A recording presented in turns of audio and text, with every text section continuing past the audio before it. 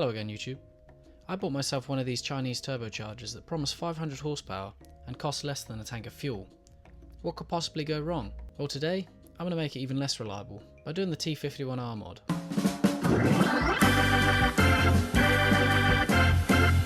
If you watched the last video, you'll know I got this ancient lathe working in my shed, but today we're going to use that lathe to try and not make a turbo-shaped paperweight. Wait. But what is the T51R mod? Well, this is a whiteboard with a picture of a sound wave, and don't ask me why, but in science we all learned that sound waves originate from a point and they expand as they go out. Well, we have this guy here who's sad because he shouts into a pipe and it comes out the same, whereas this guy shouts into a traffic cone and he's happy because it comes out louder.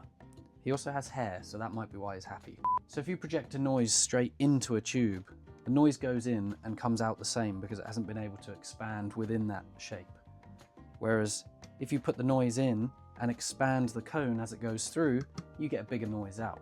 So in relation to the turbocharger, you can see here that this is straight through, and that means that the noise coming out is going through a straight pipe, which means it isn't going to expand.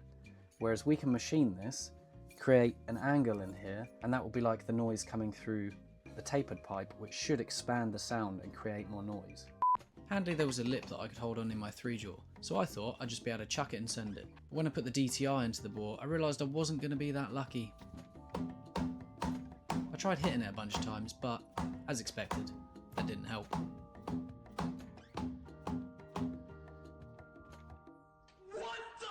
I then realised it was actually the chuck running out, so I removed it, tried cleaning the main faces, and then I realised none of that helped. Looks like we're using the 4-jaw chuck, where accuracy is guaranteed, but so are post-use mental health issues.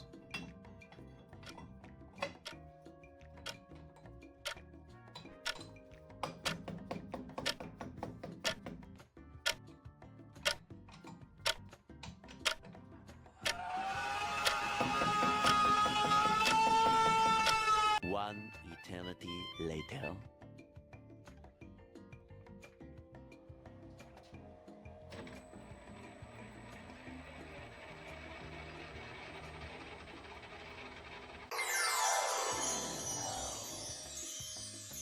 Next I filmed a clip explaining the entire process of how I'm going to machine this, but honestly it was a waffle, so the only bit you need to give a shit about is the cut angle is 18 degrees and the adjacent depth is 26.5mm. Lastly I need to set the slide to 18 degrees as discussed, set the tool roughly straight, and now we're ready to get burnt by some swarf.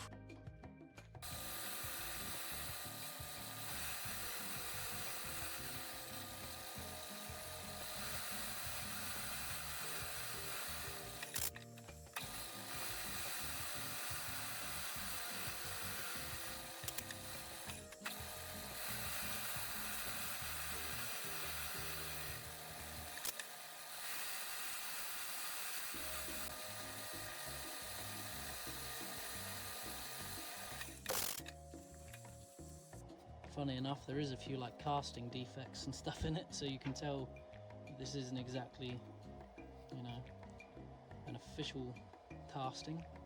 So at this point I've showed you the turbo and how I've modified it, but I haven't showed you what it's going to supply that sweet boost nectar to.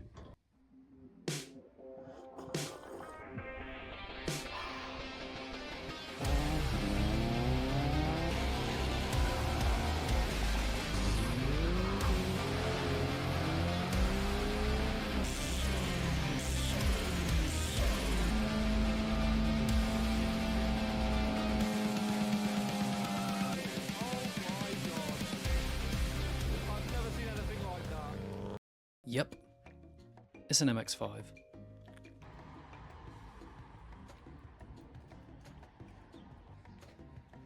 So this is my 1998 1.6 litre MX-5. It makes an earth-shattering 110 horsepower. That sucks, so let's bolt this turbo kit on.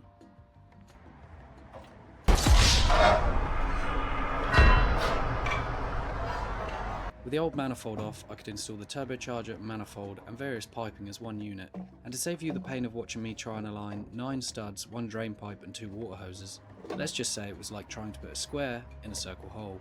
Nonetheless, that wasn't the only problem.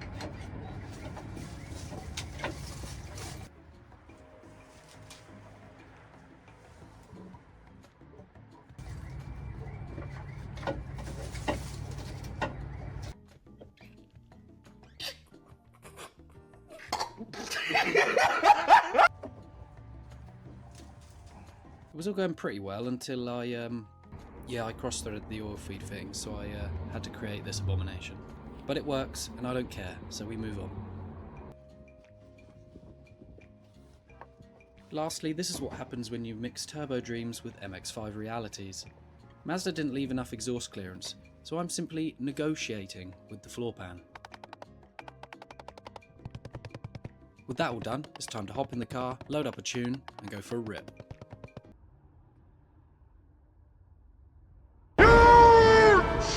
Make boost. Because I'm an idiot, I stopped the recording when I should have started the recording, so let's go for a drive.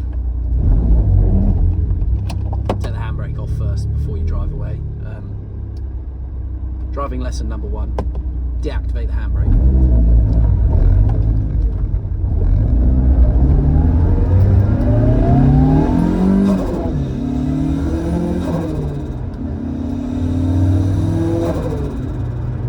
You can hear it.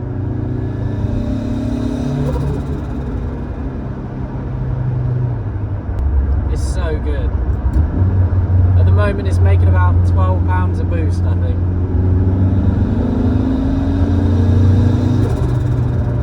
That is like 5.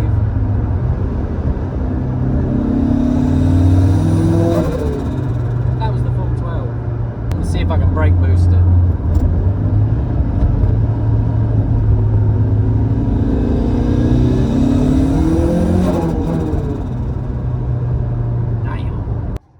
So there you go, that's how you do a T51-esque mod on your turbocharger.